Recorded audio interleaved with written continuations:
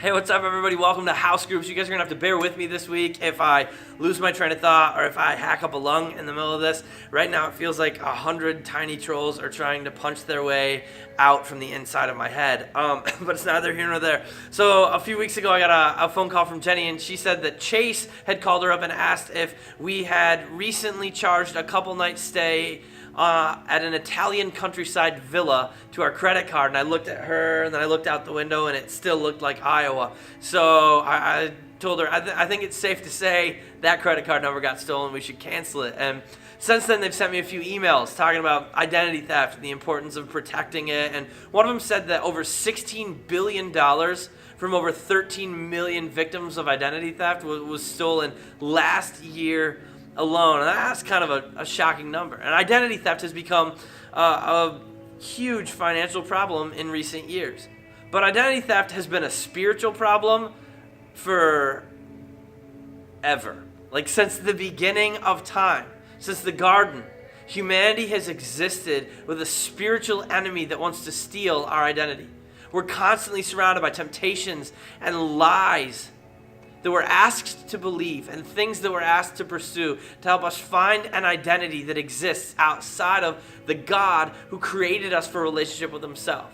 That helps us try to define ourselves outside of who our God says that we are and says that we were created to be. C.S. Lewis explained this brilliantly in his book, Mere Christianity. He said, what Satan put into the heads of our ancient ancestors was the idea that they could be God, that they could exist as though they had created themselves, and they could invent some sort of happiness for themselves outside of relationship with God.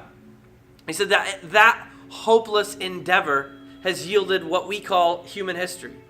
The entire sorry story of war and oppression and violence and slavery and prostitution and hatred is all a result of humans trying to find happiness outside of God. And he called it a long, terrible accident. And he said God can't give us happiness outside of himself because no such thing exists. And it mirrored the words of Augustine, the great church father, who said, "You have made us for yourself, O Lord, but our hearts are restless until they find their rest in you." You know, this month we're looking at the book of Hosea, and it's a story of restless hearts. The restless hearts of the nation of Israel, the restless heart of Gomer, Hosea's wife, and in some ways our restless hearts as we find our identity or seek to find our identity outside of God. And it's this incredible, difficult, frustrating, heavy story of the nation of Israel being chosen and called out by God who loved them, and then just turning their backs on him and chasing after idols instead. And it's a story mirrored by Hosea and Gomer's relationship and their marriage. As Hosea marries this promiscuous girl, and he loves her, and they have a kid, and it's a dream come true. And this week we studied Hosea chapter 2, and she just can't leave her past. She just can't escape it. It calls her back, and it tempts her back, her restless heart trying to find happiness outside of what she already has, calls her back to this life of brokenness and this life of sin, and it mirrors Israel's relationship with God. And she leaves. She walks away from Hosea and from their kids and from love. And it's incredible because the name Hosea, this prophet that God called out, the name Hosea means salvation. Okay, and it's not an accident. God sends a guy named Salvation to preach this message and to live this life story on purpose. God sends the message of salvation to people who didn't know they needed to be saved. He sends good news to people who didn't want to hear it. And that's your story, and it's mine, and it's incredible. And here's what I want us to see, because I think this is really important. Okay? Despite the fact that Gomer cheated on Hosea, Gomer had kids that weren't his kids, despite all of her faults and all of her failings, Hosea didn't leave Gomer. Okay? Because salvation doesn't leave you. Gomer left Hosea. I think what God wants us to see, at least one of the things in this story, is that no matter how badly we mess up, no matter what level our failings reach, and sometimes they're huge, He's not giving up on us. There is no failure that's the straw that breaks the camel's back with God. no amount of sin, no amount of brokenness, no amount of bad decisions that you can make will cause God to give up on you. His love is relentless. It's relentless. And he's chasing us down while we're chasing sin because he will not settle for us living lives that are less than the lives that he created us for. He won't settle for that. He loves us too much. And yet we sin. We struggle with it. The same stuff comes up over and over and over again, and we can't beat it. And we lean into these temptations. Sorry. We lean into these temptations where we're trying to find our identity in stuff outside of God. And we let our identity be defined, as I said Sunday, by our insecurities, or by our past, or by our stuff. And we keep on chasing all of that stuff. So we keep on looking for a way to find our identity outside of God. And here's the thing. I think the sins in our life, the sins in your life and mine, are not like, we don't get to big sin on purpose. Okay? The nation of Israel didn't just wake up one morning, like after worshiping in the temple, and say, you know what we should start doing today is sacrificing children. Okay, but they got there. They started dabbling in sin, and they ended up in that place. Gomer didn't wake up one morning and look at Hosea laying next to her and think, you know what I should do?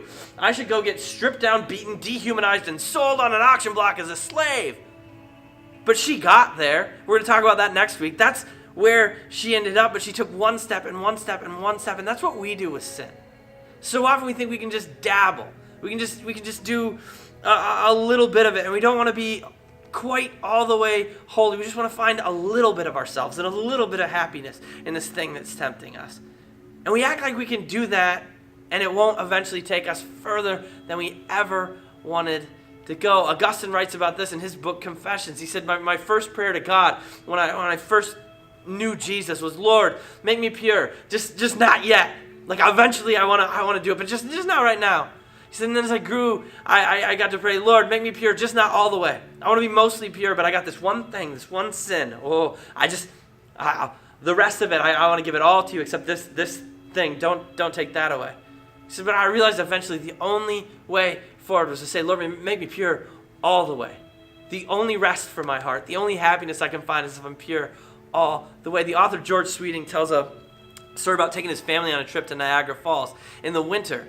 And he watched as giant chunks of ice fell over the falls. And he watched these birds, gulls, pecking at the ice. And he realized there were some frozen fish in the ice. And the gulls would land really quickly, and they'd peck and eat a little bit of fish, and they'd fly off. And they'd land and peck and eat fish and fly off. And they would always fly off before the ice fell over. But he watched one gull land, and the gull just couldn't get to the fish. It was too deep.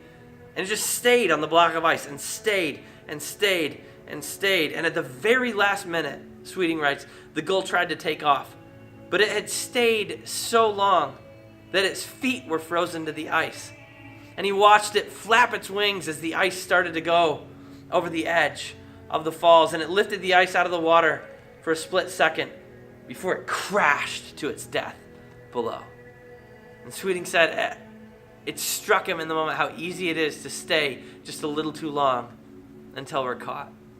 And for us, sin is like this. We want just a little bit sometimes. We want a little bit of our insecurities, a little bit of our past, a little bit of our stuff, a little bit of our temptations. But if we stay, we're going to be just like that gull.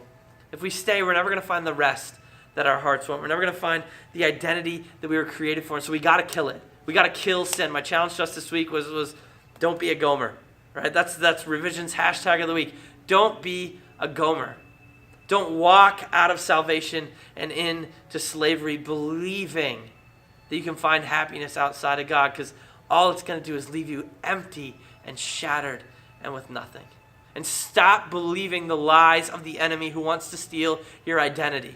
Stop doing it. We all need to stop doing it. We need to stop believing that we are our worst moments, that we are our insecurities, that our past defines what our present is and what our future is going to be, or that our stuff will make us secure. We need to stop believing those lies, because God says we are not what we have done, and we are not what has been done to us. We are what he did for us. And so my challenge to you, if you're struggling with sin, whatever your thing is, whatever the struggle is, my challenge to you this week is to look yourself in the mirror. Just look at yourself in the mirror and say, hey, say, self, don't be a Gomer. Tell yourself who God says that you are. Because in any of our sins, we remember who God says we are. That God says, not only are we his, but we're loved enough that he was willing to come and die for us. And we know that it's liberating and it's incredible, and it helps us live into the lives that we were created for, the abundant lives that God made us to live. So this week, don't be a Gomer.